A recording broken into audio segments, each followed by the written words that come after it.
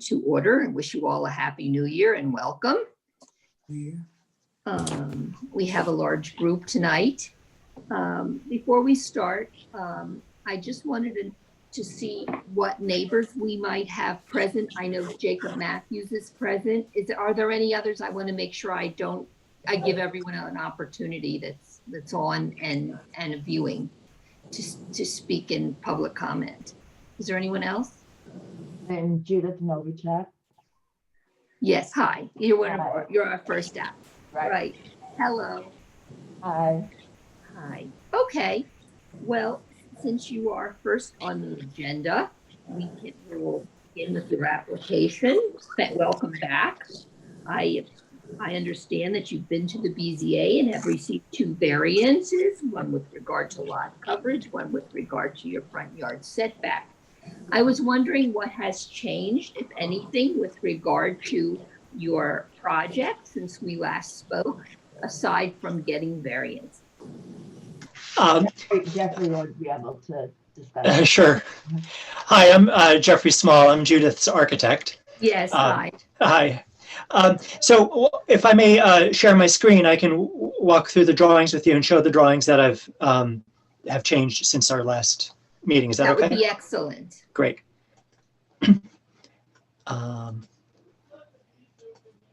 Okay.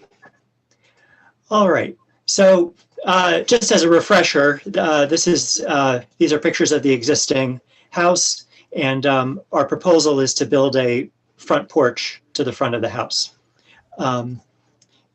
For the drawings are pretty much the same. I've added a roof plan, which is right here, because last time we had some discussion about the roof, and I thought it was probably I should have included a roof plan last time just to give some clarity. And there was also a request to include an elevation with the gates closed. I also included, in an effort to show the project a little more clearly, a massing model from a couple of places. This is from the side as you approach the house, just a little bit closer, and then up from the road level looking down on the house. So those are pretty much what I've added. I've also included a fair amount of sample information and that kind of thing, which we can get into. There was last time when we spoke about the roof, there was a request for some precedent, and I didn't submit precedent images, although I've done a fair amount of research and I have some here, mainly because it's really hard to find something that's applicable, especially in Tuxedo Park. There's plenty of precedent for porches that have hipped roofs and cross gables. That's fairly common. It's the I think last meeting, I think the issue was how it intersected this roof here. And I think that's the part that's a little more, a little harder to find. I don't know, would you like me to go through some of those precedent thoughts, or should I move on to sampling, or? Well, if you have them, I'm sure it would be okay, relevant. Sure. Yeah, not all of these are applicable, so that's part of the problem. So this is the Bruce Price house, and it's an example of a porch roof that's intersecting a sloped roof. But obviously, this house is just very, very different. There's a number of other samples here of houses which have, again, another example of a porch roof intersecting a sloping roof. A porch roof with a hipped porch roof with a cross gable. Again, very, very different house and not really applicable, I think. Last time I was asked to look at the Loomis house, and again, it's just a kind of very different house. And this is the stable. I think there was the thought that maybe we could change this to a single cross gable instead of having the little side roofs. And I think the problem, I tried a number of different solutions, and that was one that I tried. And I think the problem is the scale just was not right. And I think the scale is just too big, and it became maybe a little too Greek Revival or something. And I think this is the scale of this, I think, is something that I think Judith is happier with. I also did try a scheme that's more in line with this, where where the porch roof sort of continued this little shed roof here. The problem with that is that the porch ceiling height just became way too low, and I think it also sort of, yeah, it didn't really improve. To my eye, it didn't really improve the appearance of the house. And I think another scheme that I tried is, instead of having hipped roofs on the side, maybe just a little shed roof here, similar to something like this. But because we approached this house from the side, there was a little triangle sort of end of the shed, which wasn't really attractive. And it's just that, it seemed like it made more sense to include the hip. So that was, I spent a fair amount of time tinkering with the roof massing, and kind of wound up back where we started. Primarily because I think, Judith is attracted to the idea of a cross gable here. And I think it adds punctuation, it adds focus to the front door and hierarchy. So if you'd like, I can walk through some of the samples.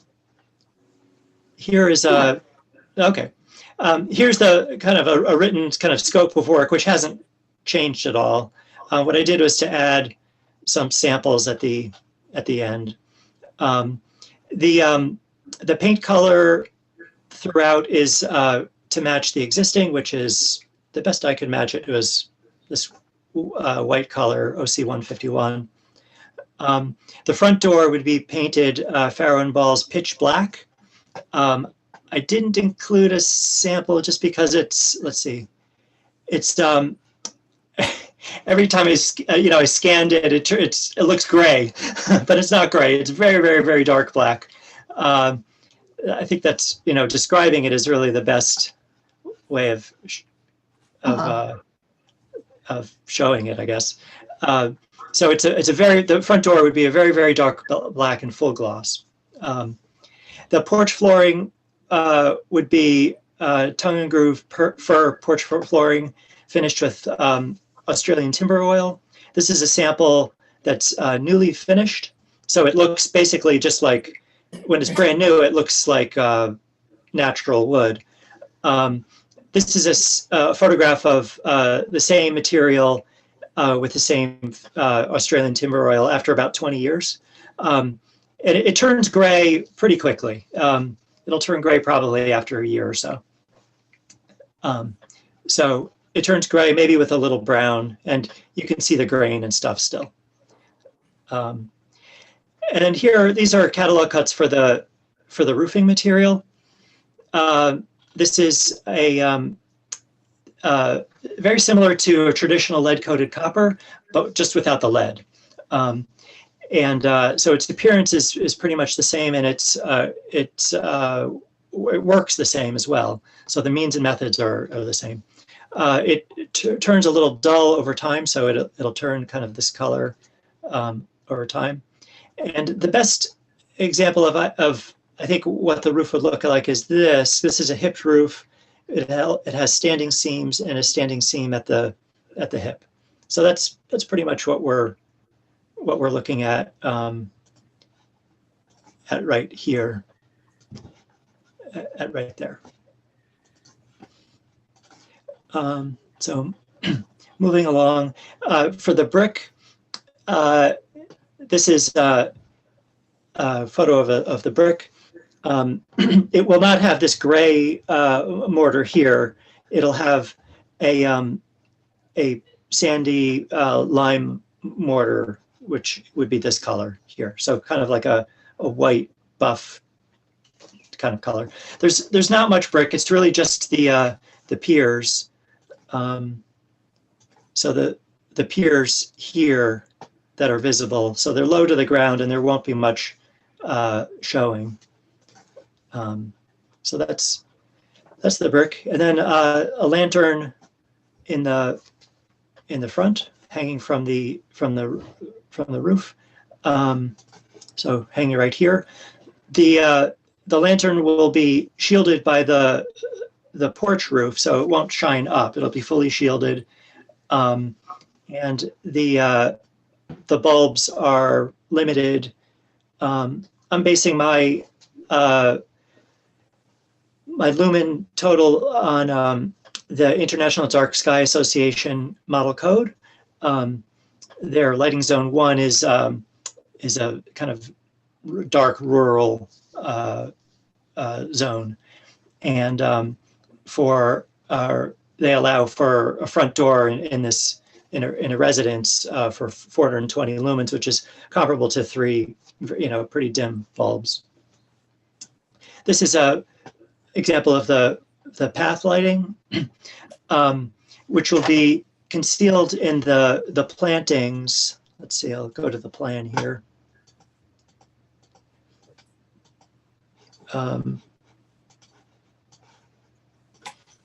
The path lighting is these little circles here. So it'll be placed along in the foundation plantings, and it'll shine across onto the path. Let's see, the light will be around knee high. So I envision the kind of the front part of the plantings to be around, knee high or so, and then around windowsill height towards the back, maybe a little lower than windowsill height. So it'll shine across.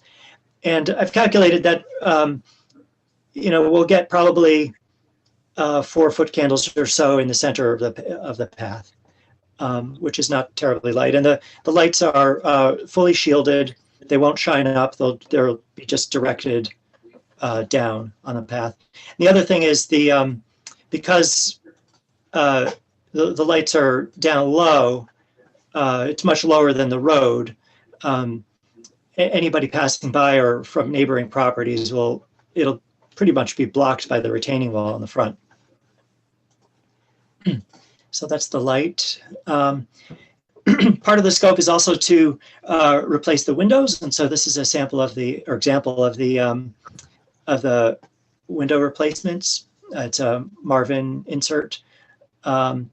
It'll be painted wood inside and out. The color will be that same white color, the OC151. The muntins will be 7/8 inch simulated divided lights with spacer bar. And the exterior trim all remains. And then this is an example of the path, the flagstone here. The one difference is that ours will be dry laid and with tight joints. It won't have a mortar joint. And we'll try to sort out maybe the browner pieces. I think our goal is for it to be like a warm gray granite. So those are pretty much the samples. Are there any questions? Should I maybe go through the engineer's comments? He had a lot that was yes, I think that would be helpful. Okay, great. Let's see, whoops. Okay. So the first two comments refer to the setbacks. and the lot coverage. And you mentioned that we received a variance for those. The second comment refers to the generator. The generator is in the back. Let's see. The generator is in the back right here, and it would be kind of shielded with or surrounded by evergreen plants. He's asking for the model of the generator. We don't have that information right now. It's the building inspector thought that it's not normally kind of provided for architectural review. But when we get the information, we'll certainly submit it. The plantings, I think in general, he had a general comment about the plantings that, we're not showing enough detail. I think that the scope of the project, since it's a very small project, it doesn't warrant hiring a landscape architect. So what we've done is to show where we want the planting, the conceptual intent behind the planting, and we have a list of plantings here of preferred plantings, all native plants,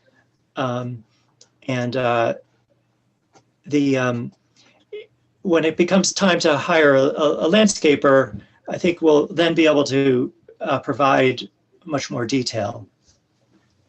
Yeah, we will. Well, we will want to have some input into that. Okay. I just think it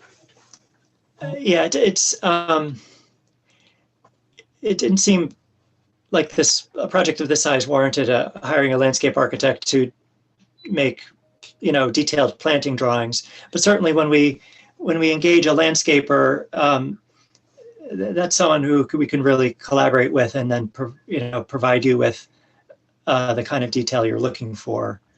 To be perfectly frank, I think good at the form, space, and order of the landscape stuff, but not qualified to specify, this plant species and stuff, depending on, light exposure and soil conditions and all of that kind of thing. Okay. The next comment had to do with the lighting. He asked about the color of the light fixtures. They'll be black. The pendant fixture, the glass will be clear. But the bulb, as I mentioned, the bulbs they won't be very bright. And I showed the path light locations on the plan. The window colors will be white. This refers to the generator screening. And again, the intention is to surround the generator with evergreen native plants. I think we like mountain laurel and some other things, but as I mentioned, further detail we can provide you when we have it and when it becomes time to do it. He mentions the left leader. In my resubmission, I had drawn it incorrectly. Basically the shutters were not drawn quite right. So I remeasured the shutters and corrected all of that. Thank you. Okay. So that's there. And then the leaders will be the same material as the roofing. And then, so he mentions the roofing material. Let's see. He mentions that the flashing where the where the metal roof intersects the asphalt roof right here. And the way this is going to work is that the asphalt roof will fully overlap the flashing. So it's not an open valley the way you'd have in a slate roof, where you'd have, there'd be a gap between the slate and you'd see the metal in the open valley. Here, the asphalt roof is going to overlap completely the flashing.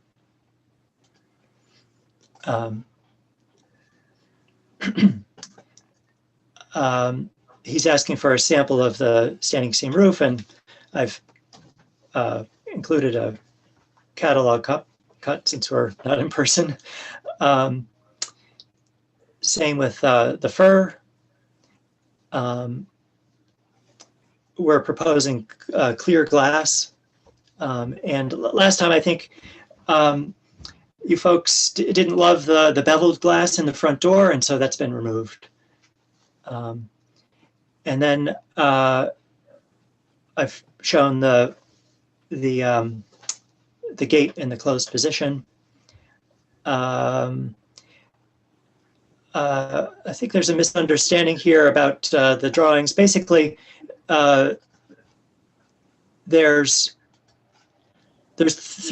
total of three risers. So there's two risers up to the porch level, and then one riser from the porch level into the front door, right at the front door. So that's 1, 2, and then the third riser's right there. So that's that. So we mentioned the black color for the front door. The brick we talked about. The roof massing, again, the precedent was tough, just because I don't think there's really kind of applicable precedent in Tuxedo Park, certainly. But I also don't think that's disqualifying. I don't think what we're doing is excessively dissimilar from what's in Tuxedo Park. And we mentioned the landscaping. This is sort of a general note about the landscaping. And then the gutters, I revised the drawings to include the gutters. So that's pretty much his set of comments. Okay, well, let's see what the bar members have to say. Sure. About the new design and what questions they have. Sure. Should I stop sharing, or maybe I'll resume sharing if you need me to. Exactly. Who has questions? Anyone on the revised design? I think it's well executed. Okay. Do we want to see copies? Do we want to see physical materials? I mean, white is white and black is kind of black, but in terms of the flooring or the roofing or any of those materials, would anyone like to see those in a sample at the property, or do you think that what we have been presented is enough information for you? It's enough information for me. I'm familiar with materials. I mean, it's just a porch, so and you're sticking to similar colors. Okay. Okay. So no one has any comments or concerns about the revised drawings, right? Right. Sounds like you're doing good so far. You'll come back to us with a landscaping plan of sorts to describe how you're going to surround Sure. the generator. Okay, that's no problem. Yeah, we usually require some kind of frosting on the light fixtures. Okay, But I do notice that, it is covered, it is on the porch. It isn't downward facing, but you still get the same coverage. And I realize you're going to use lighter bulbs, but I'm not sure that they're capped on voltage or on lumens. And if there was another owner in a couple of that's years, true. could they make them very bright? So does anyone feel, how does the board feel about requiring some kind of glaze on the porch fixture? Or is clear glass okay? I think the clear looks better. It looks better. I'm inclined to be okay with it on this project because it's downward facing and that piece at the front of the porch really keeps it from extending and causing any issue to neighbors. I agree. Okay, all right. Given all of that, John Ledwith, do you have any comments or concerns? No, I don't at this time. I will, of course, need a set of construction plans for the porch before I issue the permit. But otherwise, Okay. I'm confident with the clarity of the application.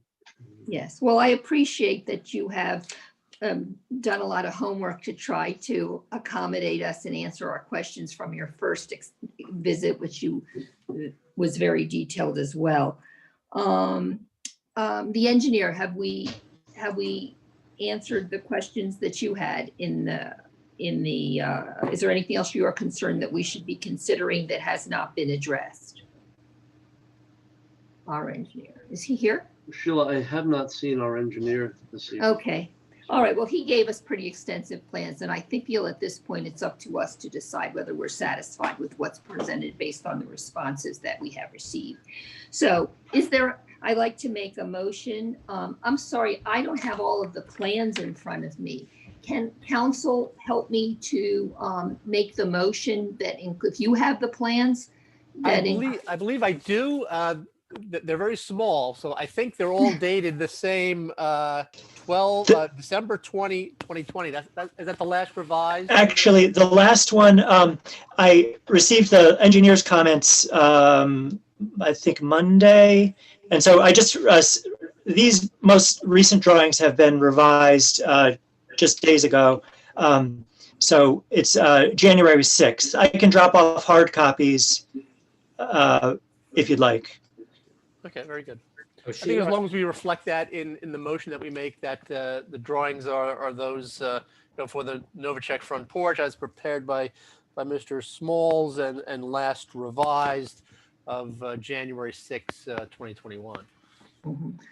So we'd like to make a motion to approve the front porch in addition as provided therein, with the exception that there will be a follow-up landscaping plan when it is ready. Sheila, Is there?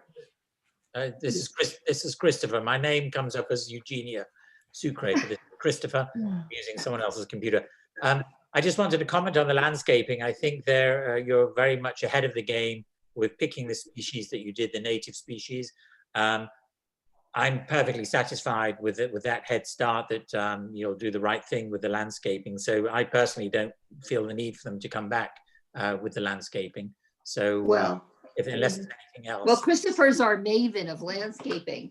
So if he's comfortable and no one else has any comments, I mean, you're using natural species, which we like to see. Does anyone else feel the need to have them come back with a landscaping plan, other than knowing that they're going to go in those locations, which will allow us cover for the generator and in the spots that you provide?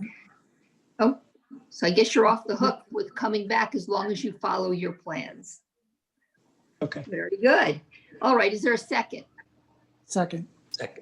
All in favor? Aye. Motion passes unanimously. Good luck on the project, Mrs. Novacek. Thank you. Well, thank you very much. Appreciate it. Thank you, and thank you for the meticulous detail. Thank you. Take care. Okay, next is the Rifkin project. Welcome back. We have some. Hello, Here. everybody. Hi. Okay, so we have some revised elevations, etc., and material sheets. Do you want to go through the changes from the last time that we spoke? Similarly, if you could share the screen, that'd be great. I don't know who's here. This is Jeff DeGraw. Hi, Jeff. Hi there, how are you? Good. Good. So I was just wondering if it would be useful before we get started to reshare that animation, just to bring everyone back up to speed on that. Would that be useful? Sure. All right, let's do it. I liked it the first time. I imagine I'll like it again. If I can just figure out how to share screen. Jeff, there's a large echo when you speak, so you probably don't have to speak as loud. Got it.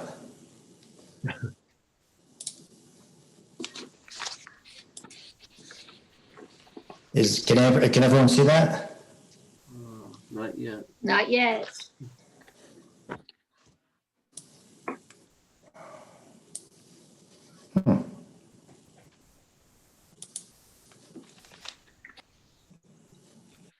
I did check my options. You should be able to share.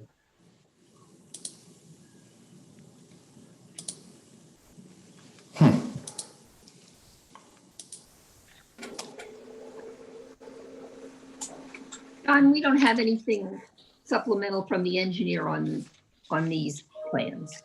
No. Okay.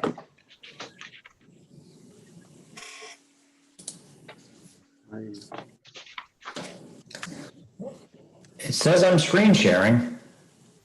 Hold on, it said it started. Give it a moment. This is the animation you're starting? Yes. Maybe it'll take a moment. It just says here it started the screen share. Here you go.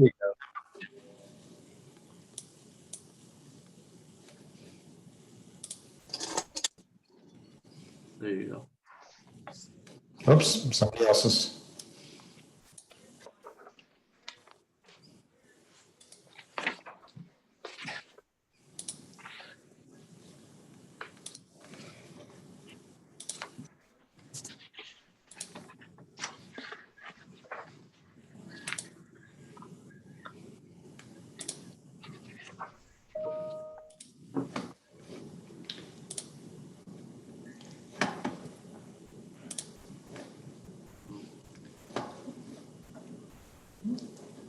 The engineer has just joined the meeting, Sheila. Oh, okay, great.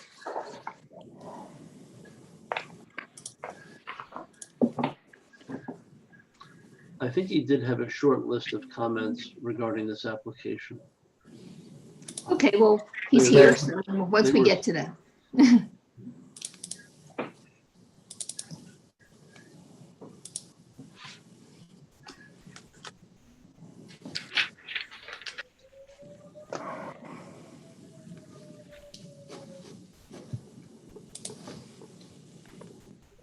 Seems like we're stuck on your prior project, Jeff. Oh, okay, let's see, I'm trying to. There you go, there you go.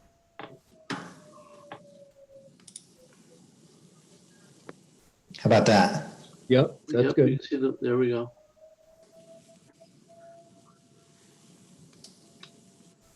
All right, it's going, just let it go.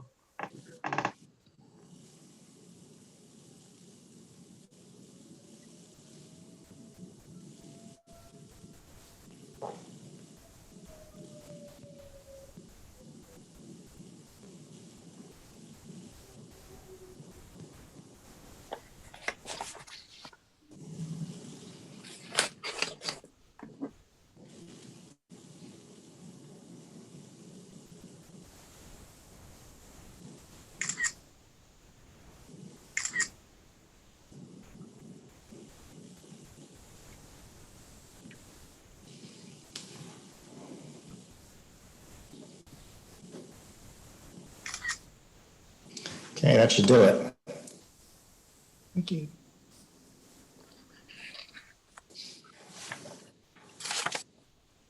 Okay, good. Okay, So what's changed? so what has changed? Actually, there were really just a list of comments. Am I too loud there, John? Yep. You're fine. So there's a list of comments, which actually, John, do you have them right available? We can kind of go through them. The engineer has logged on. Maybe he can go through them. Yeah, I can go through these. There you go, Thanks, Andy. Andy. All right. Yeah, sorry I'm late. I was trying to get on, but it wouldn't let me on before. I had that problem too tonight. Okay. So the first one was in regards to the cost. So we just need you guys to update that.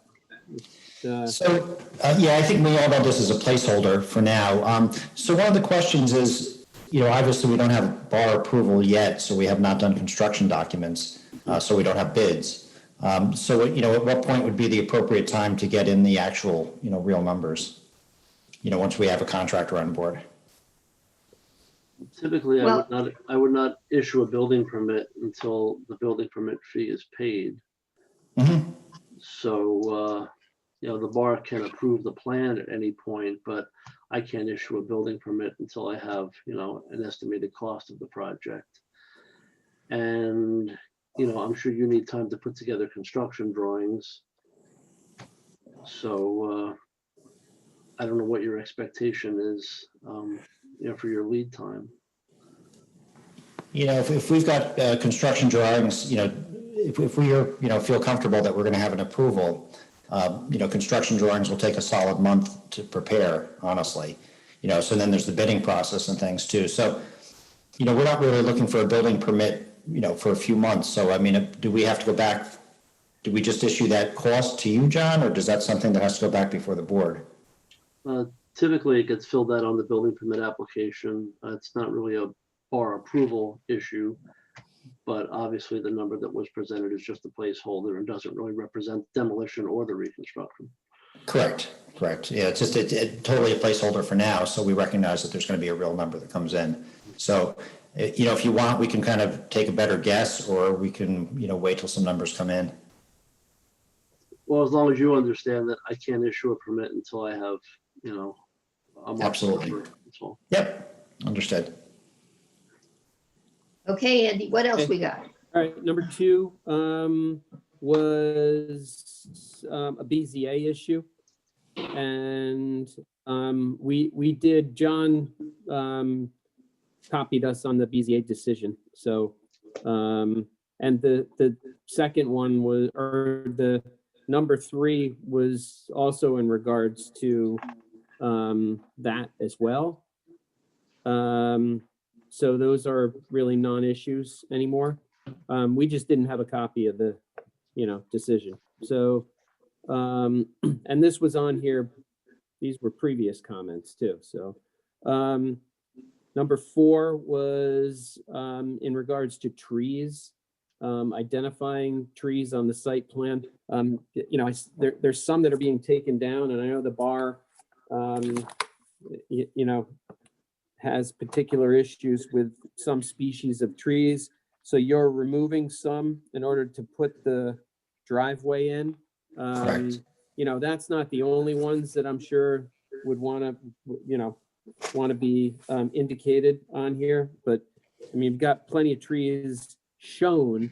It's just that none of them are specified in, species. And it's also to tell, are any of these new, or do the different values, some are darker than others, are those new trees, or are they all existing and just represent different species? So we just, need you to better identify the trees on the site plan.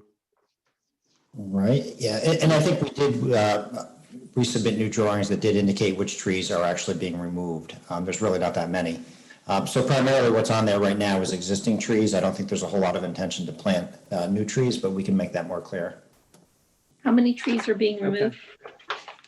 1, 2, 3, You 4. got at least 5 shown here, where the new driveway is. Yeah, 1, 2, I'm counting right now. 1, 2, 3, 4, 5, 6, 7, 8, probably around 9 trees. There's about 5 by the driveway and a handful that are by the existing house that, would be coming out.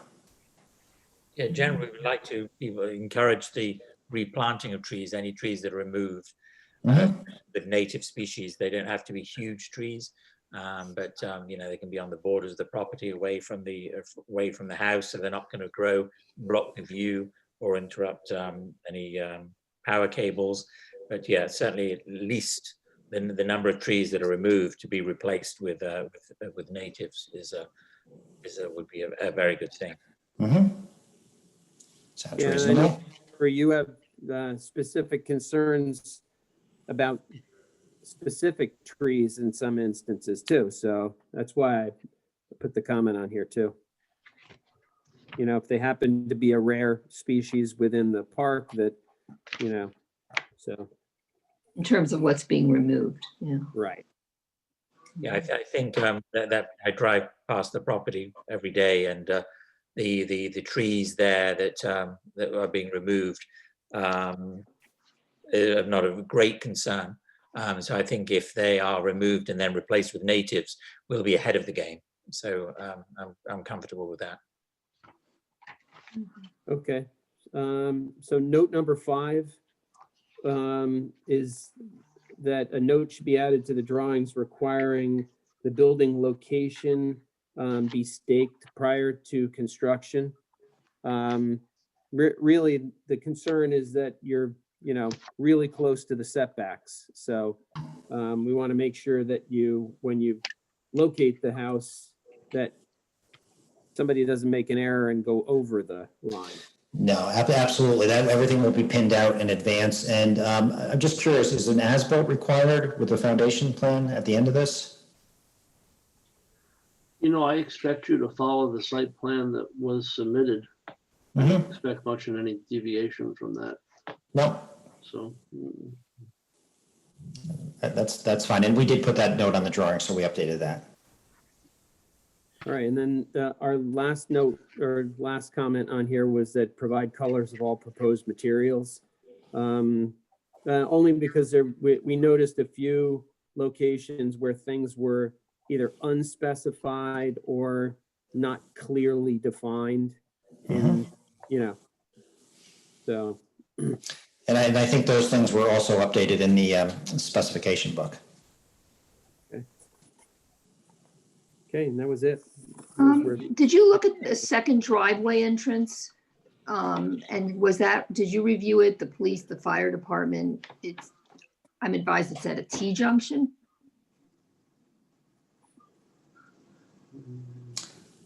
Is that for Andy or is that? That's for Andy. I don't know if Andy's looked at the, I don't know if, you know, Pat usually looks at the, that aspect of things.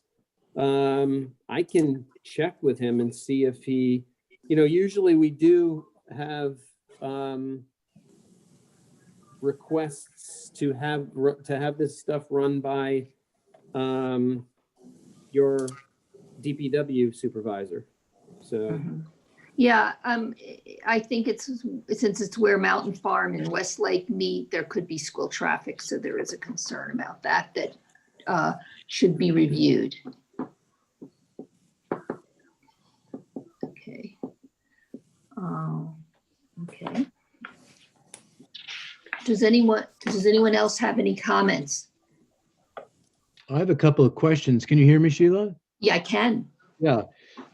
So Jeff, I was just wondering, in the materials booklet, right? Specification book, there are some divergences between this document and the other document. I wanted to just go through. Okay. Do you want me to just go through the whole start at the beginning with this material spec book or?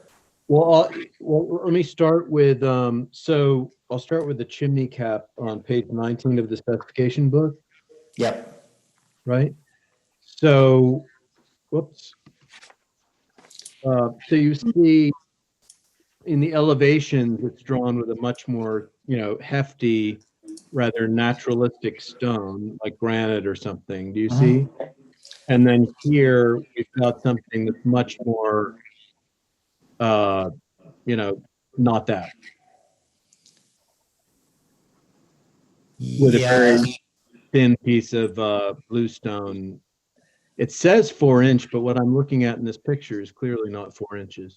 You know, believe it or not, I think that is such a massive fireplace. I think that might be 4, but I think 4 inches is probably a good solid number. This just happened to be a photograph that we had that was kind of trying to be representational of what it was. So it's not exactly the thing, but more of the idea.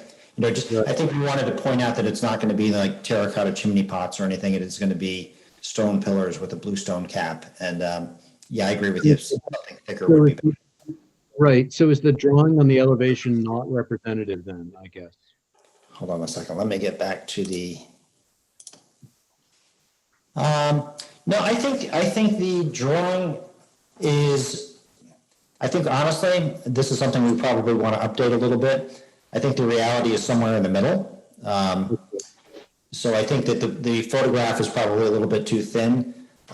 If we could find something, which I'm sure Hilburn Granite can probably come up with something for us, I think what's on the drawing is totally appropriate. Yeah, I mean, the drawing was so amazing, that's why I raised it. It just was very. Good point.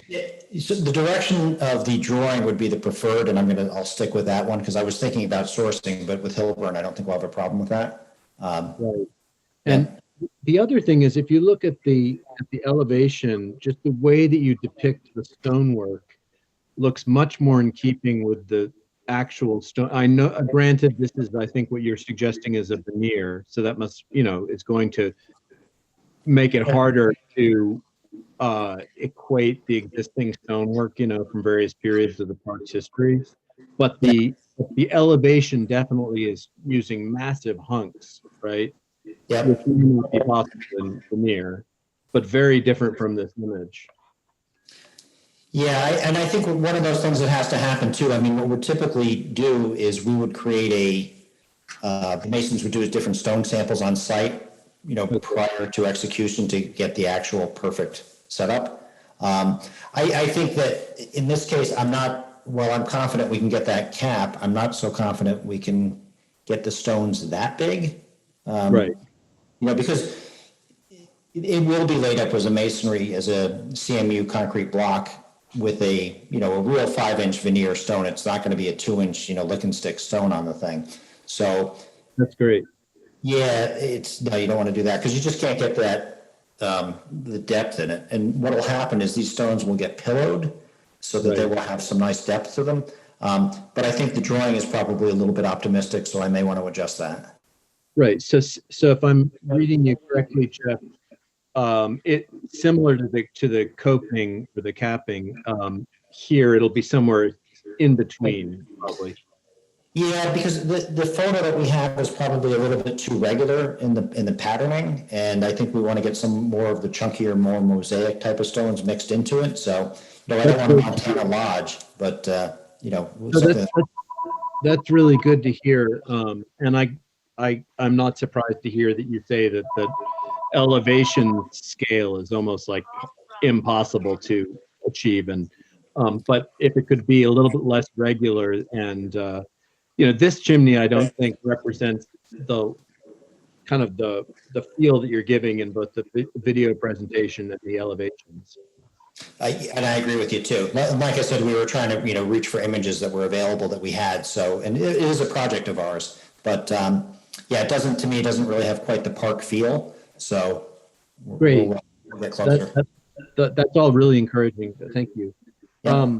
I have another question. If you look at page 5 on the specification booklet, the door that you have here diverges quite dramatically from what we have on the elevation.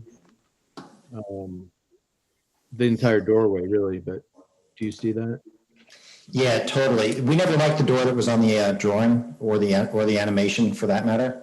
And I think that's something that came up when we first presented this project. So I'm not sure I love the door that's in the specification book either. We're trying to get a little bit closer. So I'd say stay tuned. One of the very beautiful details that I have to imagine most people have responded really positively to are some of these very gentle and delicate but decisive, arts and crafts gestures that you've made. For instance, this curved lip above the doorway. Mm-hmm. And whether the existing doorway as depicted in the elevation is right or not, it definitely coheres with that lip quite nicely, right? Yeah, actually, it's funny. Yeah, the door in the elevation, I'm just zooming in on it a little bit better. I think it's closer, but I feel like we could get a little bit better than that, to be perfectly honest. And it's always a tricky thing for us because oftentimes when we're doing a project, we sometimes don't have the front door selected until construction is well underway, because oftentimes we're trying to feel our way through the project. I know in this situation, we want to have it picked out up front, so we'll jump on that a little bit better. If I might say, you know, of the two, if you put a gun to my head and said, pick one of these doors, the one in the elevation to me is much more appealing as a solution or as a placeholder than the one on page 5 of the specification booklet, for a number of reasons, but one of which is how it relates to your really lovely arts and crafts shingled lip there.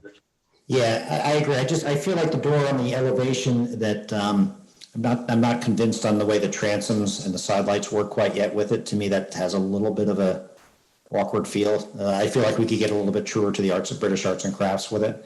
Right, and the one on page 5, you know, it's doing, yeah, it's much more federal, or, you know, federal light. Yeah. And then I would just point out that on the page, as far as the door on page 5, the company that is represented is Heartwood up in Rochester, New York, and they are amazing. And so that is the company that we would want to work with as far as the front door goes. And well, you have two Rochesterians on the line here, so we like that. Ooh, oh, that's good. Did not know that. But yeah, they're a great company. We've been up to their place numerous times, and they're a joy to work with. So good. All right, I promise not to hog the microphone for much longer. One thing I noticed, Jeff, when you took us through the video again, is that the coping on your stone walls as they're coming down from the deck and they're coming down, the coping represented was a very sharp-edged bluestone of maybe 2 inches, I think. Yeah, and to be honest with that is something we'd want to kind of address in the elevation drawings. There's a certain limitation with the videos, you know, so it's actually incredibly accurate, but I think, you know, we want to, again, as the construction drawings come through, that's often when so much of our designing continues, you know, in some of those selections. So it's a little bit hard at this juncture, but. Got it. I just wanted to say, you know, for the record, I'm sure I'm preaching to the choir anyway, but you know, the coping solutions in the strange little community are one of the things that really sets it apart, you know, especially in houses of the period that this is emulating, right? Right. And so to try to find heavier and rougher coping solutions might be something. Yeah, I agree with you. I think what would probably happen is I think it's kind of the same conversation that's there about the chimney cap, you know? So I think the chimney cap and the coping should come out of the same language, you know? Right. And I actually think that should be another Hilburn granite kind of thing as opposed to a bluestone. So that's what I would, yep. That's really encouraging. I just wanted to float that. And then my very last question is just to do with the slight dissonance between the two different kinds of rails that I see in the elevations. One of which is, you know, extremely, you know, kind of Adirondack brutal, and one of which is extremely refined. And to me, probably, I mean, I might have, you know, of the two, I think that the refined one, which is the one you're using more often and more widely, maybe the more natural solution for the other rail, but I just wanted to hear your thoughts on that. So I think what you're discussing is on the back terrace, there's more of an iron rail. So the back terrace has the more refined one with the iron, and then there's another one that's cedar, or what is it over here? Yeah, the other one is on the kind of upper terrace, the porch roof, the upper terrace. Which is more of an X thing, and that is the cedar. The reason for that is that we were incorporating, you know, sort of heavy wood lintels into the design of the porch below. So we were trying to carry that cedar up into that, so that all sort of felt of a piece. So, you know, I don't mind that they're separately reading elements, but at the same time, I'm not, you know, I don't think I'm so stuck on one that I couldn't take a look at it for sure. Can I ask you a question? Is that cedar is that untreated so that it will become gray, or is it going to be stained like, so that's a very violent departure? No, I think that, you want to keep with the natural feeling as much as possible. So I think something that kind of weathers, like a teak weathers,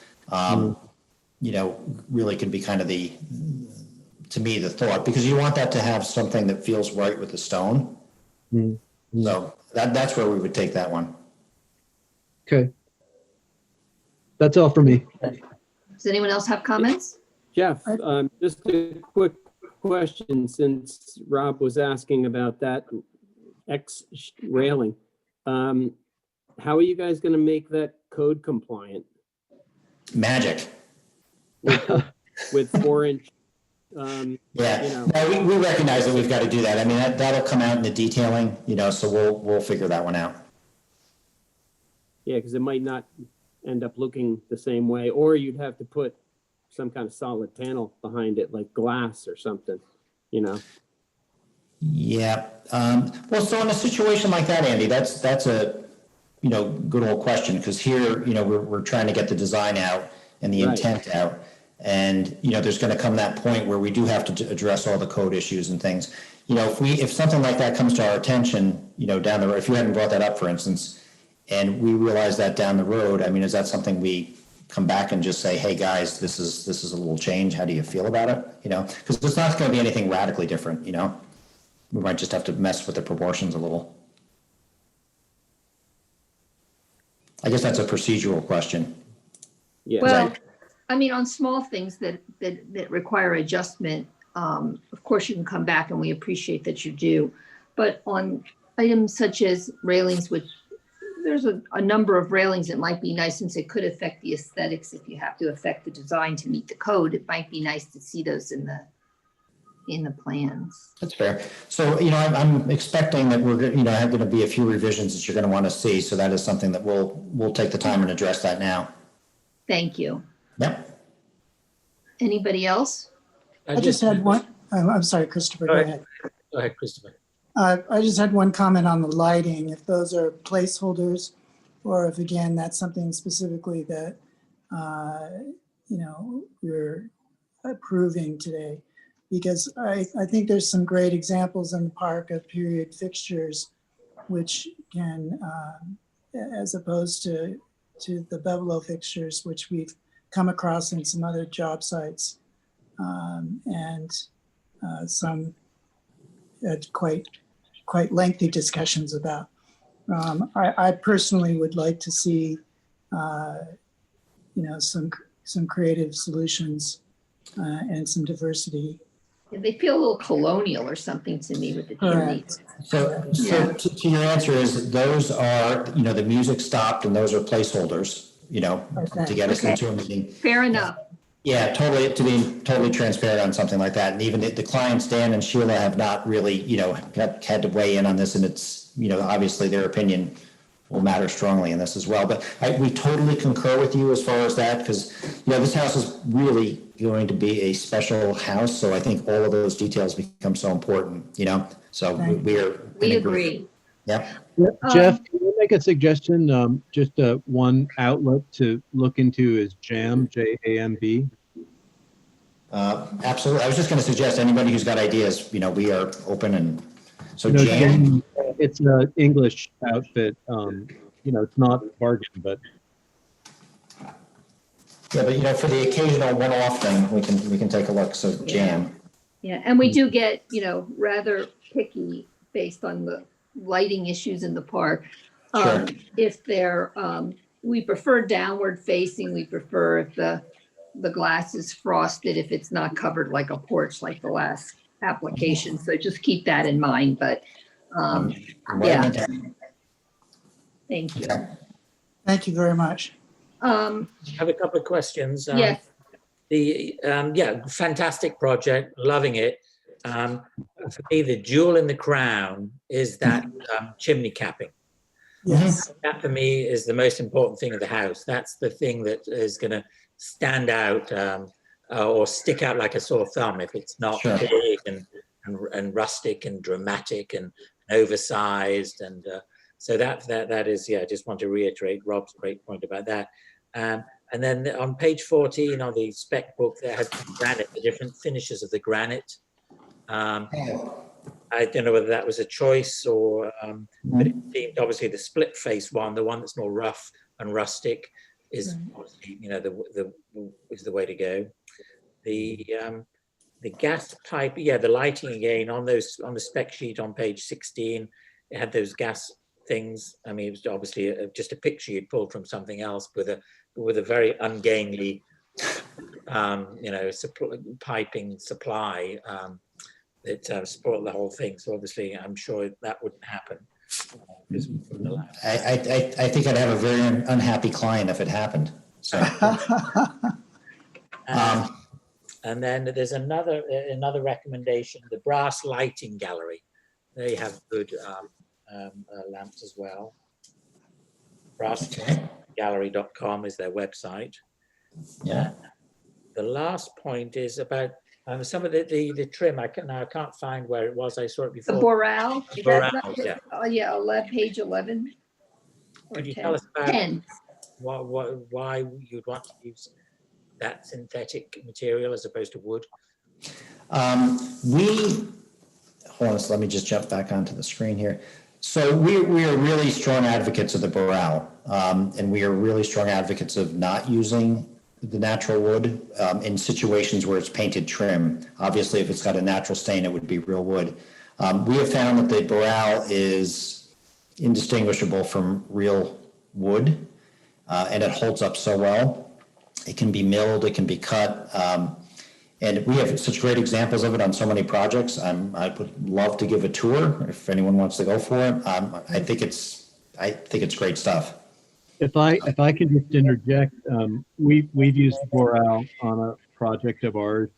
I think it's mostly on the interior, Christopher, but most of you've been in our barn, Christopher Gow. Yes, yeah. Virtually all of that is Boral, Oh, it is. Okay.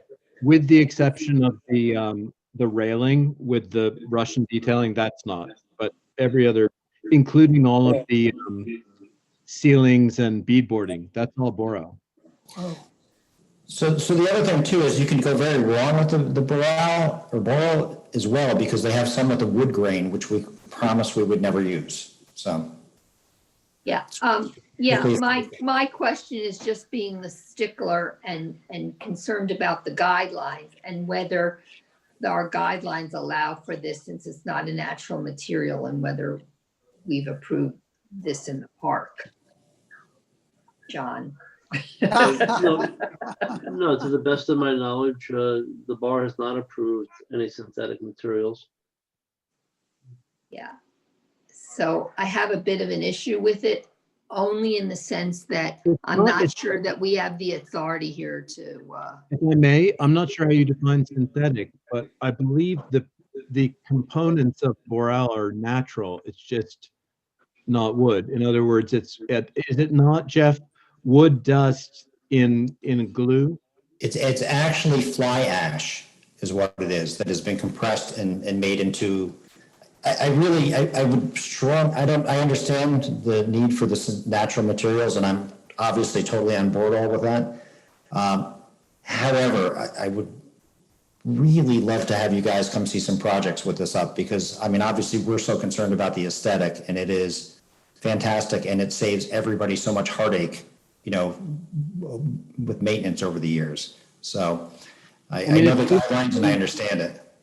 It's basically indistinguishable from wood. It's about twice or 3 or 4 times heavier. It's very highly compacted. I guess you said ash. It's a fly ash, yeah. Fly ash. I think it is.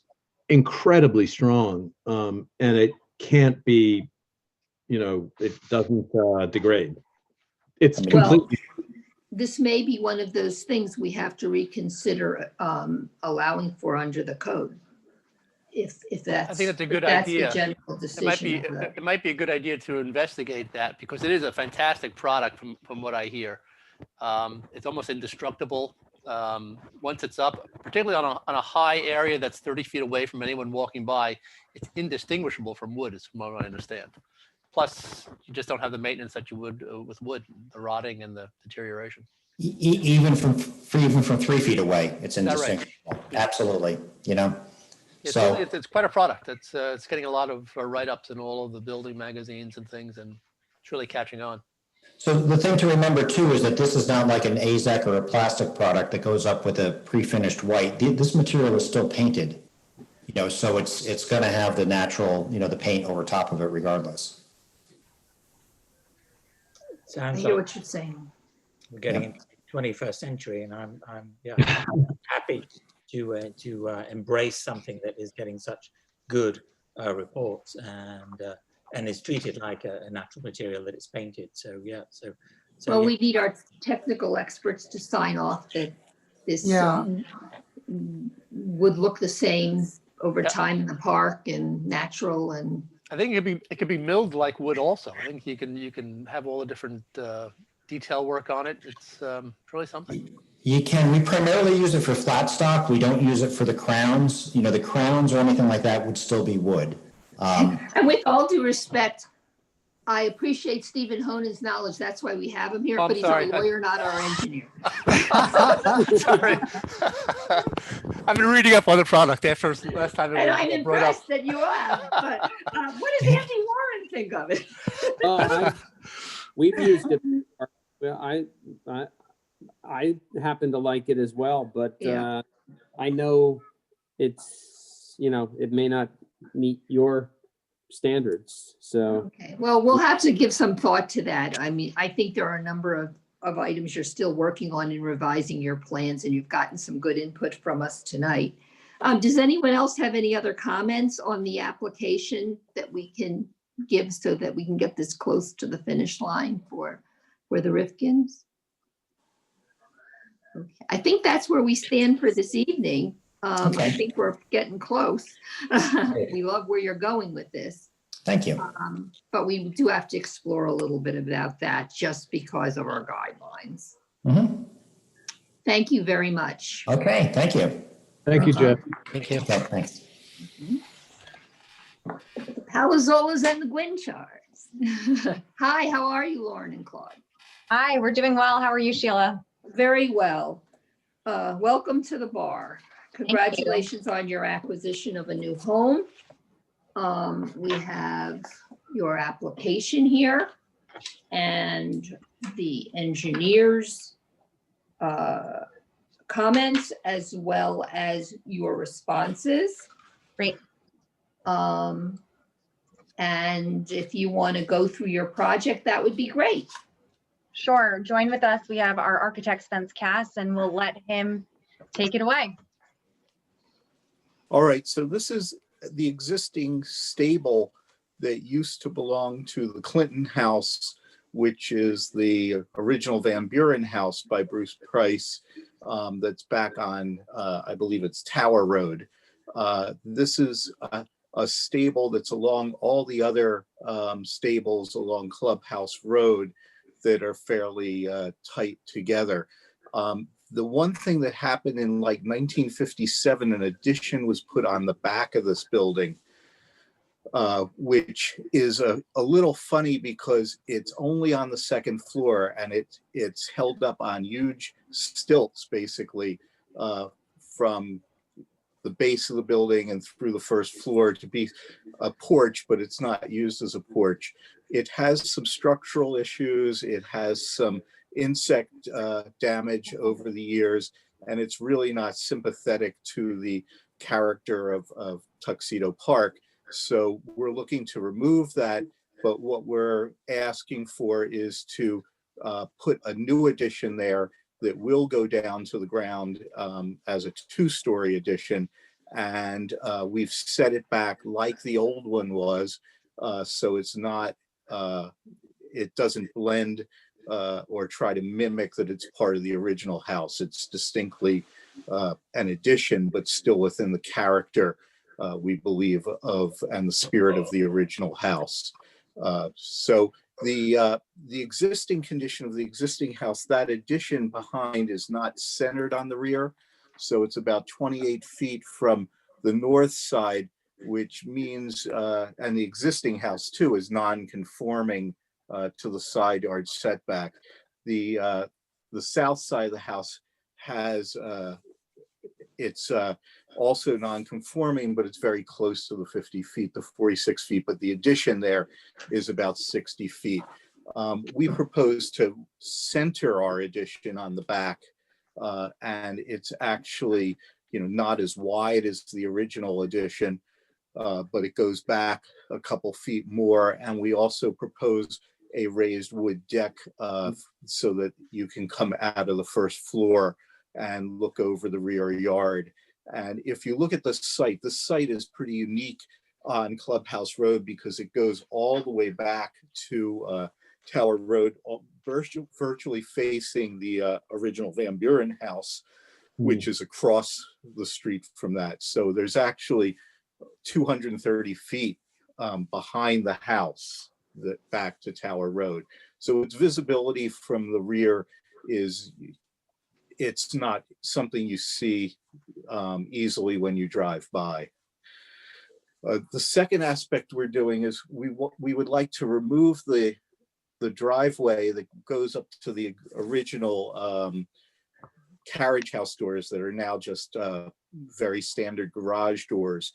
And we want to put in carriage house doors, but they will not be operable as garage doors.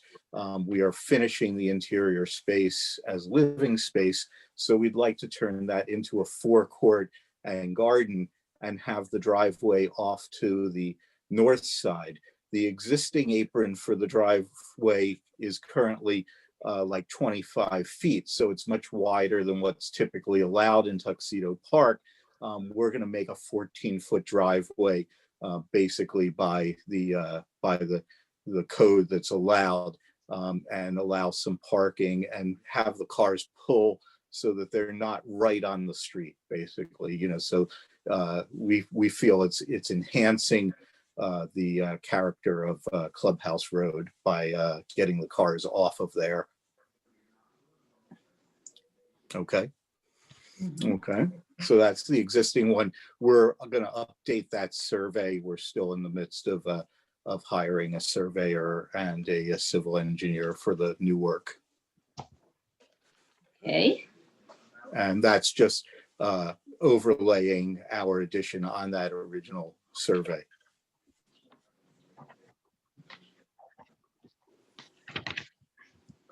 So this is the front of the house. You see the photo of how it exists with those very standard garage doors. Since we're going to have finished space behind the doors, we're proposing a wood finished carriage house door that has glass lights in the top and then a wood panel below, and do a smaller version of that for the front door as well, which has that existing little porch. Those are literally the only changes that we're making to the front facade. The slate roof is going to remain, the roof configuration. Any damage on any of the Tudor boards is going to be fixed at that point. We are looking to replace the single glazed windows with double glazed, but the mullion patterns will match the existing house, as will the mullion size. This is the north side of the house, and you can see the original house on the left. You can see how the ground falls away at the rear of the house, and you can just see the in that original photo, the stilts and the cross braces that are holding that second story addition up there, which just has clapboards right now. We propose this 2-story box at the rear and just a wood stair coming down so that the owners can use the backyard, which currently there's really no access to the rear. And then also a wood deck, but rather than have the wood deck up on just stilts like in that existing house, we're proposing some stone piers and a lattice enclosure there so that it really looks grounded to the site and doesn't just look like a suburban wood deck. You can see all the windows are wood. We are proposing casement windows on the new part You might see why when we get to the rear elevation, because the windows are stacked, there are some wood panels. We're trying to separate this a little bit from the existing house and not have it be stucco, but have it be Tudor boards, painted in the same way as the existing house. And then also for any plain areas, perhaps have this patterned wood shingle, cedar shakes that would be stained in a gray to go with the gray or brownish gray trim of the house. Okay, we could go to the next. So here's the rear, and you can see we have a fairly large window wall, almost like a Tudor bay on the back of the house. We are proposing to do this new chimney out of stone veneer, so that, you know, we know that questions come up. And you can see that the rear of the deck, again, rather than having even just the stone piers, we've created this arch, which is somewhat reminiscent of a number of Bruce Price houses that were within the park or within Tuxedo Park. We have a railing that has a wood cap, but it is metal grill work, which you'll see a detail of a bit. There is perhaps an idea to take one of the windows on the rear and actually do what's like a Juliet balcony, where the doors can open from the inside, but it's just what I'd call a perch rail. You just go to the railing and just look out. You don't actually walk out at that point. In the arch, we decided we might put a door and some windows that would just be to an unheated potting shed in there that we would enclose under the deck. It's just, we thought we might use that space rather than just have it open or just a lattice in that location. So we can move to the next elevation. So this is the south side.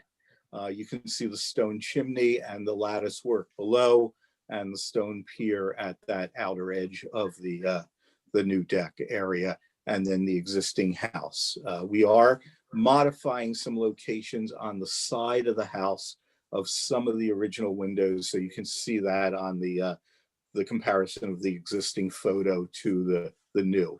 But all the windows are going to be about the same size and proportion and mullion pattern of the existing. The new roof on the addition is just a flat roof, so it's a membrane, and it will have the copper flashings that the existing house has. So it should complement that. Okay. These are just more of the existing photos. Okay. And there's just one view out the backyard. It just gives a sense of how much distance there is, and you can see the original Van Buren Clinton house back there. Okay. Mm-hmm. The existing color scheme is yellow stucco with a brown, dark brown trim. We're working within that basic theme and scheme. We're looking at some colors that maybe have a little more gray in the brown, and we'll do some test samples on the site to see how that looks. But basically the color scheme is going to remain in the same feel. And then we're looking at some copper light fixtures for the house. We will be hiring a landscape architect, so any of the path lighting or anything we do, we will specify and allow you to review those selections. The front door of the house and the carriage house doors, we're looking for something that's similar to this door, the second door from the bottom left, but also this door, the way it has the vertical boards in it in the middle photo on the right there, that bottom one. And it will be a wood stained door. We haven't picked the species of that wood yet, but all the two carriage house doors and the front door, we're looking to do in a wood finish. Okay. The railing system, we'd like it to have the feel of a wrought iron railing system. We haven't totally fixed on that, but it could be like the one that is circled there with the vertical posts and the circles in it. We're also looking at some wire mesh material up above.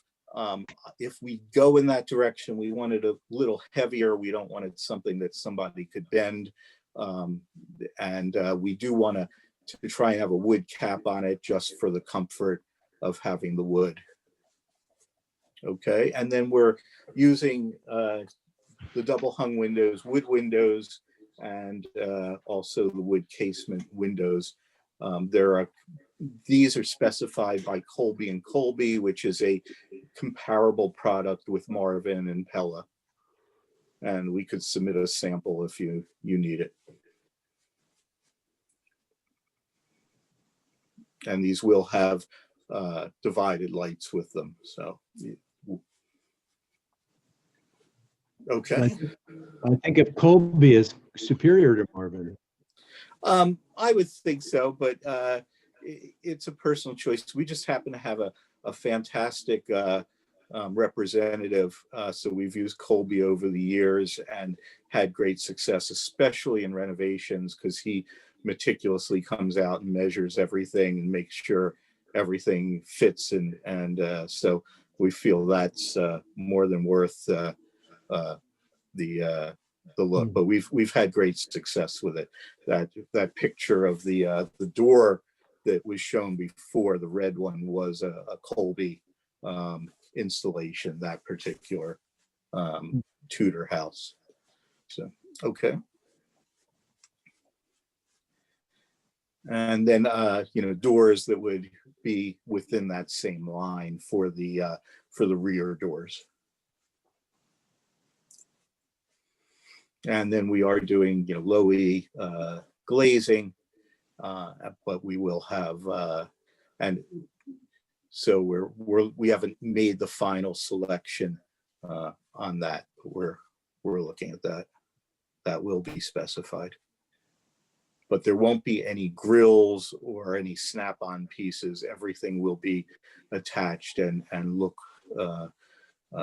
authentic to the period of the house.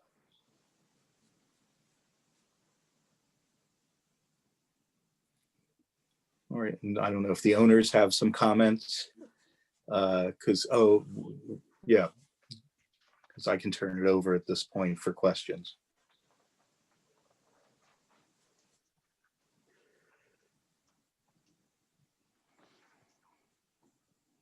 Do we jump into questions? Yeah, you may want to take off the screen save so we can see everybody, and then if you need to bring it back, great.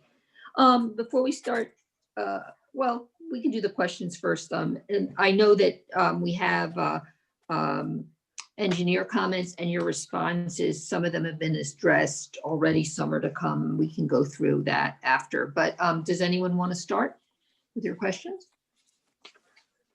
Any of the Sure. bar members have a question? I think this is a fantastic plan. I think it's really exciting what you guys are doing.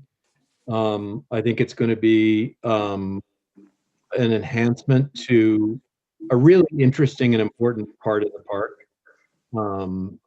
And so it's exciting to see. The one detail that first jumped out at me as being discordant, and these things are subjective but maybe problematic, is the choice of the railing on the decks with this metal rectilinear fretwork. That to me had an odd mid-1980s feeling coming sort of out of nowhere. I was looking at the middle one with the circles. No? Sorry, no, I'm looking at the, as you know, the actual hand The way drawing, it's sketched, yeah. the way it's sketched. And I think later on in your booklet, you show us an example of it.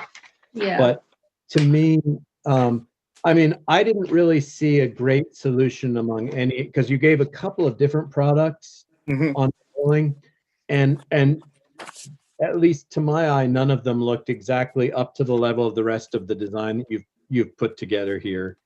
Okay. I would be really interested in seeing something much simpler and with spindles or Yeah, if I mean, we certainly Yeah. can look at that. I think this was one of the Bruce Price houses that I think no longer exists in the park. And you can see this one had that kind of grill work. So we were kind of intrigued by that product. If you can see that. Presumably that's on That's handsome. wood. Wood. Yeah, and it's a little heftier. And it does have a wood cap on it, and you can see the lattice below and the stone piers. So we were trying to be inspired by some of the Bruce Price original things, some of which I know, don't exist in the park anymore and were the shingle style before a lot of these buildings got converted to Tudor style. Well, I love that house that no longer stands, and I think that's a really interesting solution. Okay, so we can definitely pursue it and see if we can get the detail to be more refined and look like that kind of detail. I think that's Tinka Shaw's house, by the way, on Tower Hill Road Okay. West. Correct. But I guess the railing no longer exists as such. And then my next comment, which you've already anticipated, is given that you're doing stone veneer, which is the only practical solution to what you want to go for. When we're speaking with Jeff, he mentioned that he was using a 5-inch veneer, which Mhm. is inevitably going to be superior to the 2-inch. So I just wanted to ask if you were like-minded. We haven't decided yet. Certainly, if we use the veneer, we would want it to really look like the way the stones look in Tuxedo Park. And if that wasn't achievable, we'd certainly go to the 5 or 6-inch. The owners also have access to some original stone from the park itself. And it may be that, we're going to definitely try and reuse that if we can, so that we're using authentic material. And especially in that arch, I mean, there's so many opportunities if you were to use full stones, even in just part of that, like on the Yeah. Yeah, and that was another, see the arch here, where am I? Over here, yeah, there, on a number of the Will Price houses. Yeah. And of course, the original Van Buren house had the shingled arch at the front door originally. So it is something, as an architect, I'm pretty enamored with, and we do want to get that detail right, no doubt. I think it's great. And, Getting me excited about your project. It's really going to be a gem on that. I think it's going to be a great enhancement. Yeah.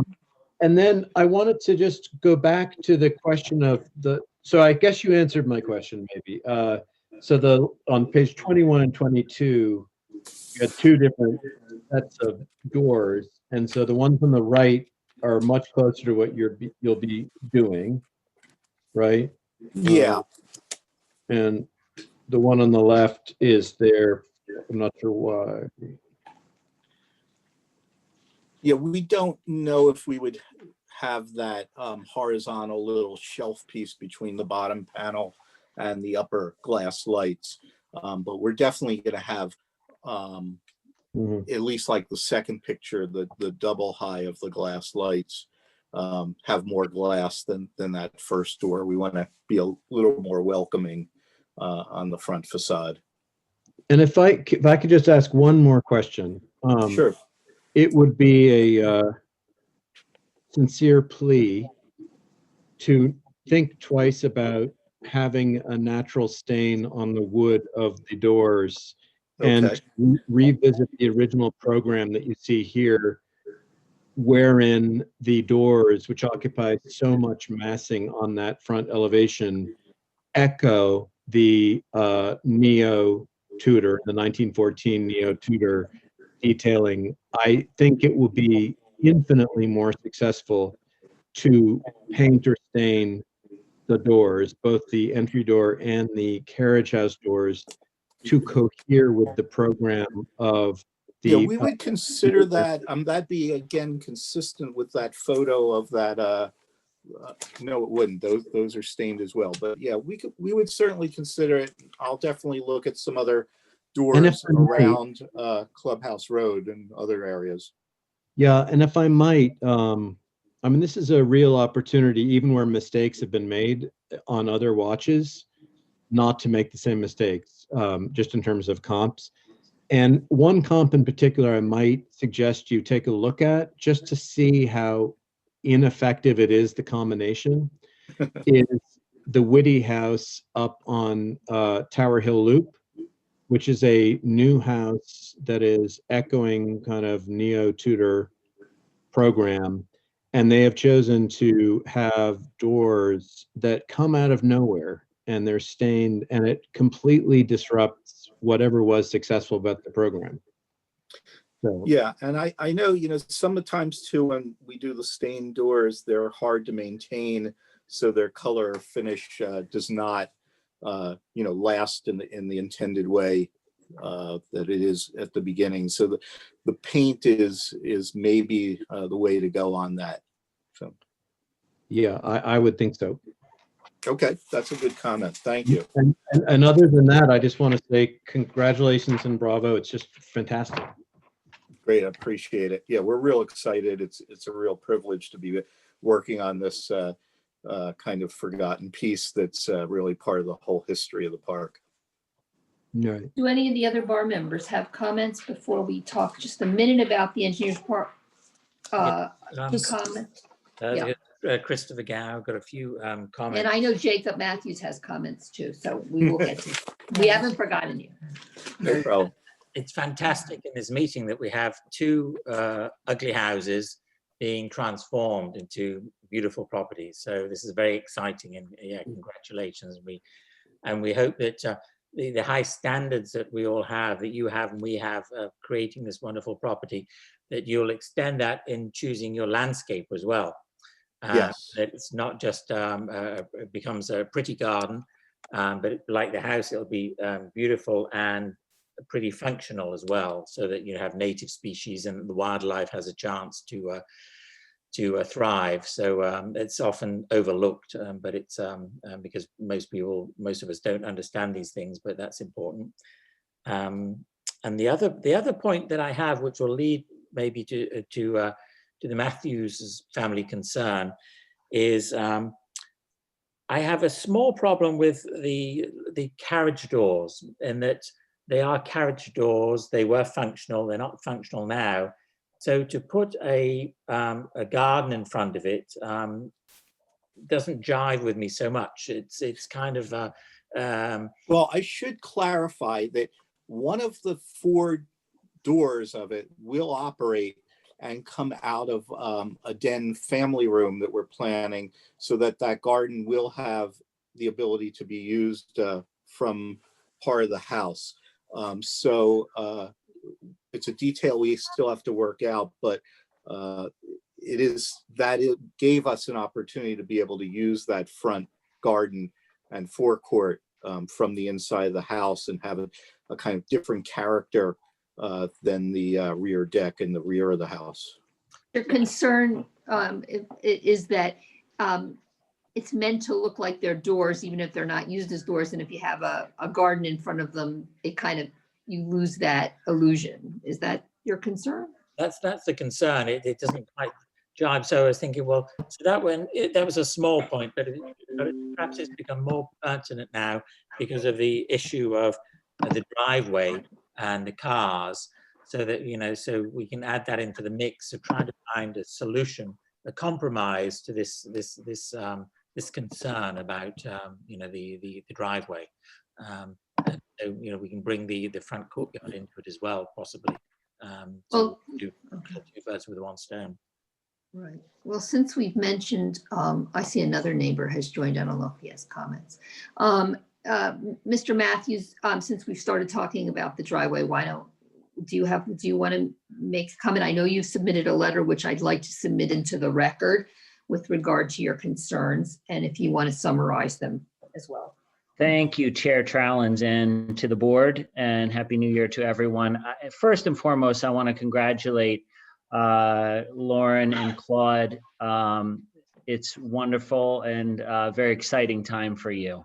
And so we're very happy for you, and congrats on your purchase. Overall, we really think that this appears to be a great project. It has many beautiful aspects.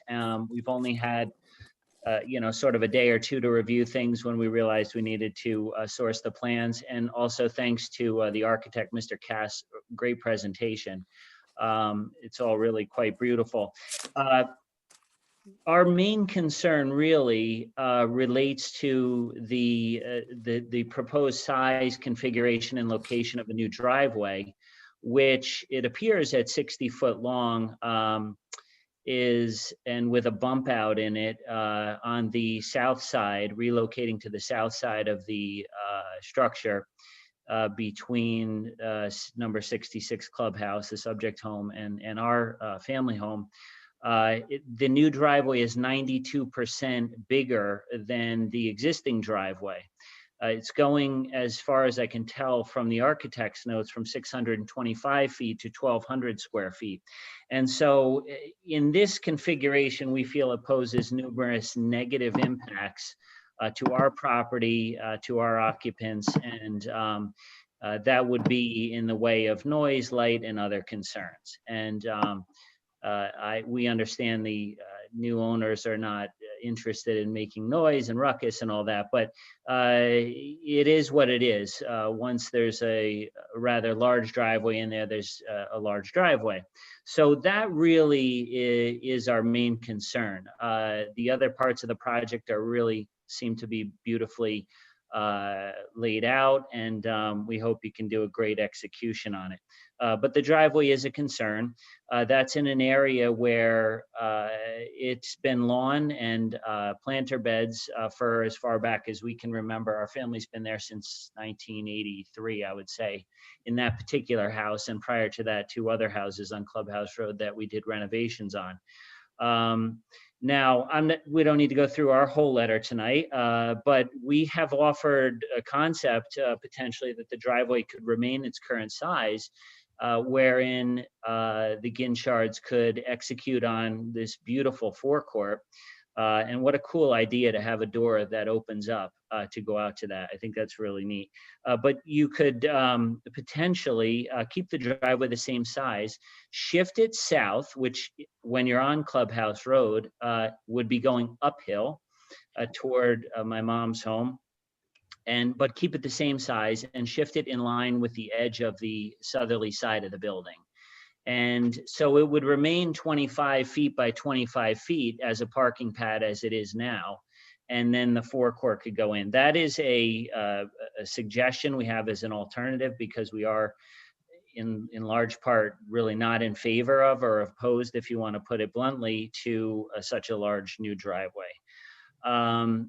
It's not always easy to come forth and speak up because we want to welcome the new neighbors and we wish you the best. And we hope it all works out for you. And we want to thank everybody for taking the time to hear our concerns tonight.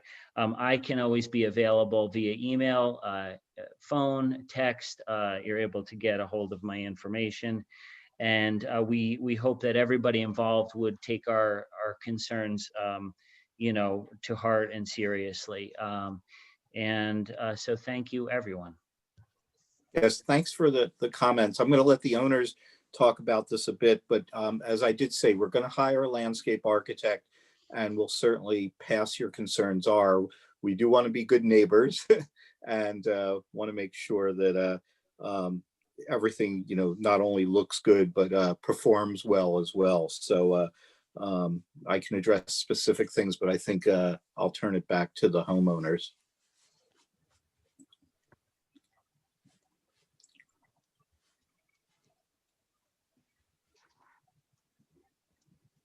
There we go. Hi, this is Claude here. So after seeing this, I quickly left work and I just drove our car over there to see what kind of sight lines you would see with our car in the proposed locations. So this is about 60 feet from the road where our car is parked right now. The height of the car is actually below the foundation level of the bottom elevation of of the house. So in terms of the light addressing, I think it's safe to say it won't be actually as obtrusive, but we appreciate it and we'll in terms of, yeah, we'll take it under advisement in terms of how we may, excuse me, how we may adjust. Also, another photo. Hold on. Oops. Give me a second here. I messed up. Where's the bar meeting? There it is. Ah, that's what I was looking for. So as far as the garden goes, it's a lot of it is poison ivy and poison oak.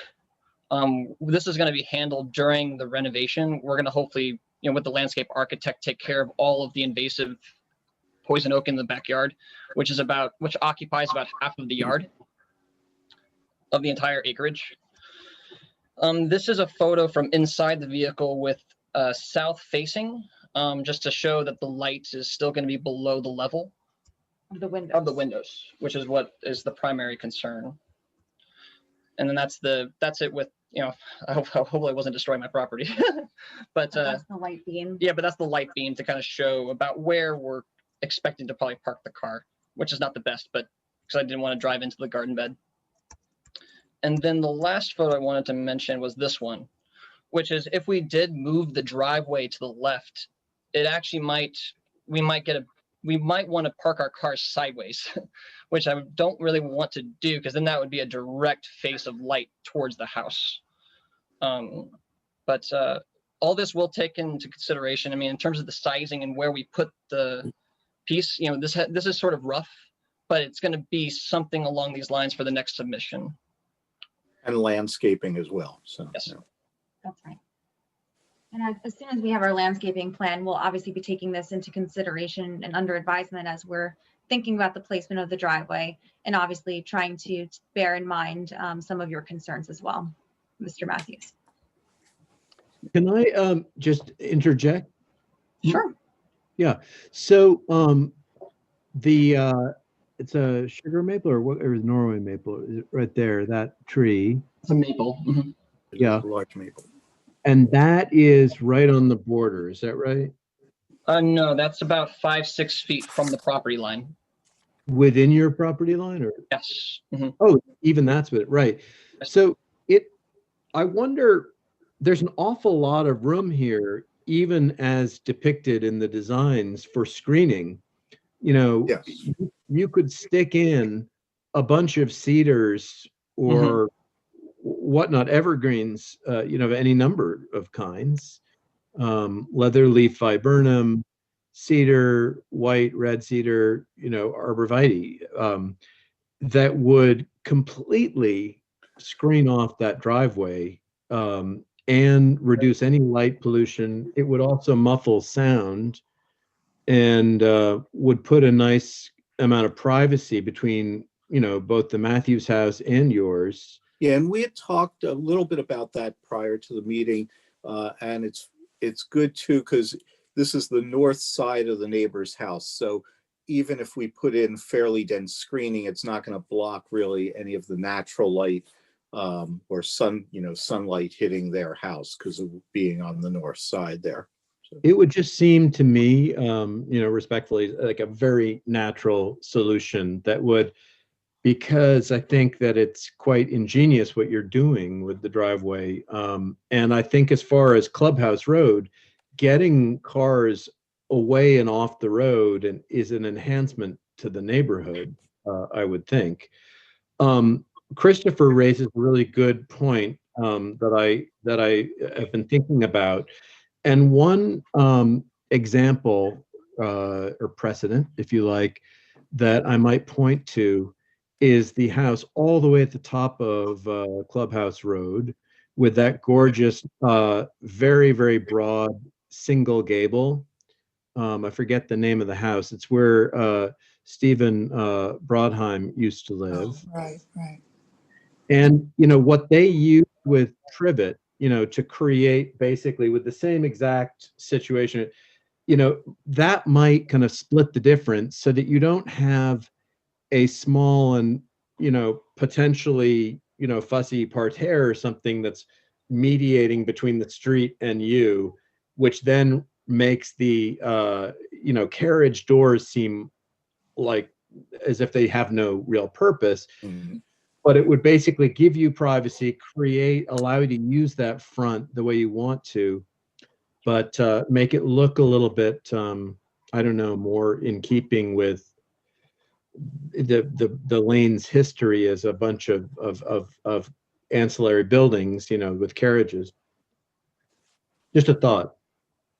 I'm actually glad Yeah, you brought it's that up. definitely- We were actually inspired by our neighbors hedging, and we were hoping to potentially incorporate some of that into our landscape design. And I think what they achieved there is so great because it gave them so much privacy. It didn't look fussy. It looks perfectly, sensible, and it's sort of in keeping with the working like purpose of these buildings. Just a thought. Okay. Okay, we can stop sharing that, I think. If Okay, I could great. just make, Yes, if I yes. could just make one quick comment, Claude, thanks for that. And you probably didn't ruin the property because it's frozen, I think probably, but I love seeing the SUV out there. You doing SUV stuff. I guess one comment I would have on that is I did submit sort of a superimposed image of the driveway they've proposed next to a survey of my mom's house, which shows how there's a bump out on the 14-foot driveway. The bump out is of an undefined size, and the bump out is 10 foot from the property line. And to Rob's point, there are concerns about how screening can grow up over time, hold moisture, and block light. And so I think it's incumbent upon everybody to take a very close look at that, the drawing that, the sort of concept that was submitted and how that bump out impacts things. And this increase in size and driveway is something to be looked at. Thank you. Thank you for your comments. I see we have another Clubhouse resident on the call. Does anyone else have any comments? Okay, we're just listening. Hi, everyone. I'm Hi, Mike Santiago. hello. I'm a neighbor. I also sold Lauren and Claude the house, and I'm very happy to have them as future neighbors. And I've, watched this property next to me. I'm on the north side, just downhill from them. And it was a pleasure to see the plan that they've been developing. I heard their initial ideas, but I'm quite happy with everything that they're proposing. And, I think that the concept of the driveway towards the back and paved area and towards the back is beneficial to Clubhouse Road. I don't have the room for that, and I have a large, wide driveway. But their concept of a garden in the front sounds like it'd be really beautiful and make that front entry much more appealing to them from the inside, as well as people passing by, which is not the important part. It's their quality of of life, and I think it's a great addition to the street to see this house fixed up. It is one of the old original carriage houses, and there was some history to it, so it's great that they're keeping the basic materials, and they have the biggest lot on the street. So it's very nice that they're going to expand it outward towards the back, and it doesn't intrude upon anyone's privacy, in my opinion. Thank you for your comments. You're welcome. Anybody else have any comments? Okay. We did have an engineering comments, and then we did receive your responses. I think we've really addressed everything in these comments in the course of the discussion. Is there any concerns, John, that you think we need to raise? I think is there a variance still to come? Yes, there is a variance needed for a side yard setback. It's not only the side yard distance, but it's also a volume variance, since the addition will obviously be at least 2 finished floors and not just a third floor. Right. They've made application to go to the BZA in the beginning of February.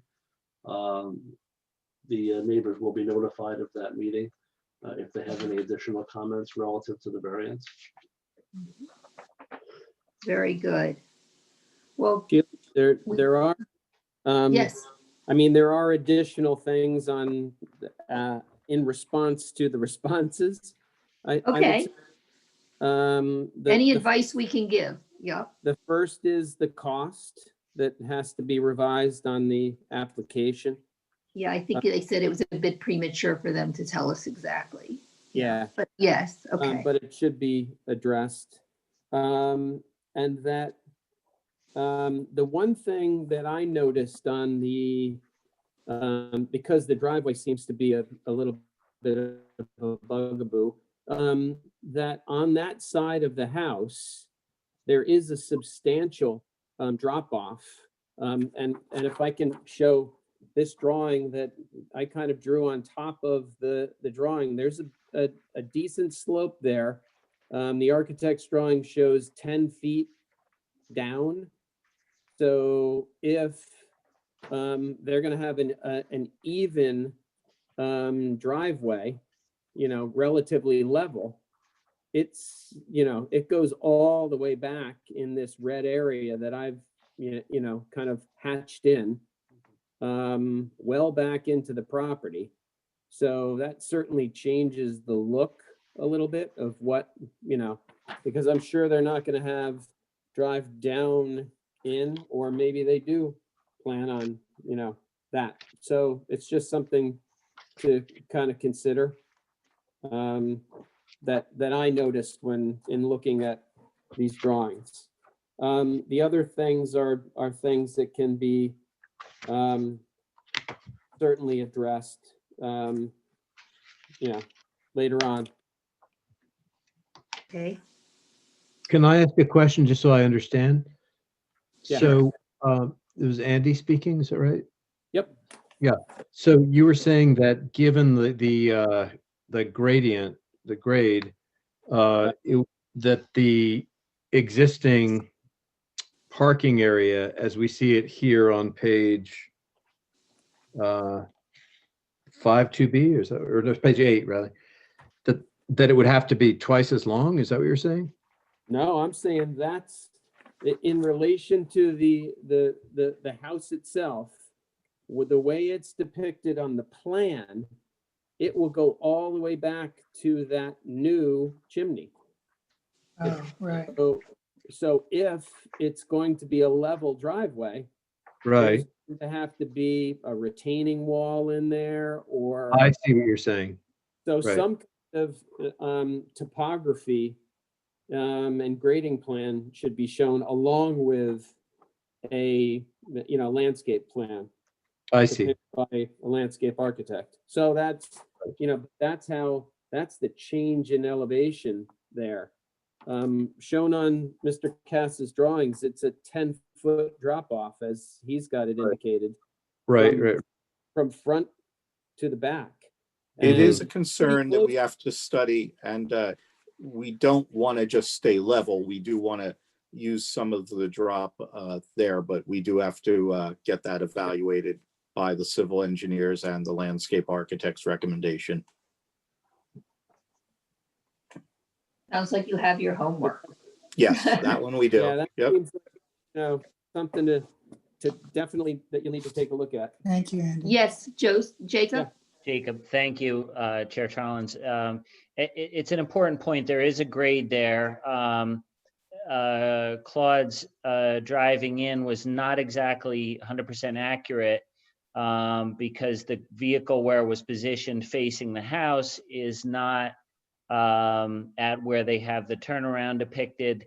And if there is any intention to keep a driveway going back 60 feet there, which, like I said, is very deep into the lot, at least as compared to our lot, there is a grade change there. And then the headlights and that sort of thing then are not necessarily 100% down in the foundation, more so they're up toward the clapboard and the window. So it's something to, it obviously has to be looked at. It's, yeah, so thank you.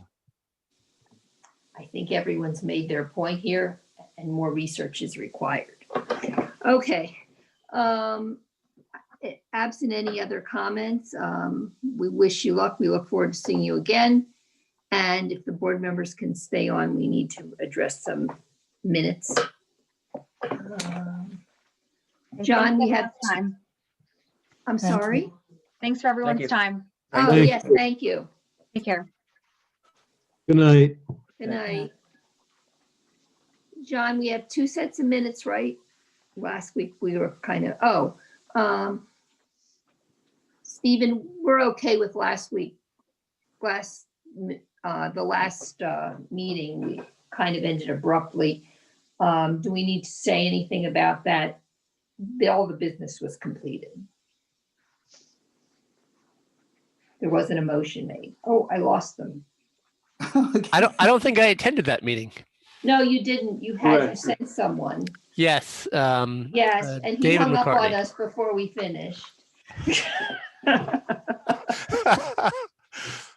Well, I guess you could adjourn now for then.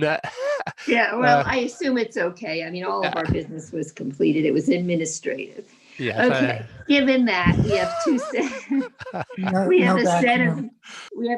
of minutes to, do we have 1 or 2, John? I can't. I just made a copy of 1217. Yeah, I think that is what we have. That's what we have. Okay, so is there, I'd like to make a motion to approve the minutes of 12:17. Is there a Second. second? Yep. All in favor? Aye. And is there a motion to adjourn? I'd like to make a motion to adjourn. Is there a second? Second that. Aye. All in favor? One Good night, step ahead. everyone. Aye. Good night. Good night. Thank you. Good night, all. Good Good night.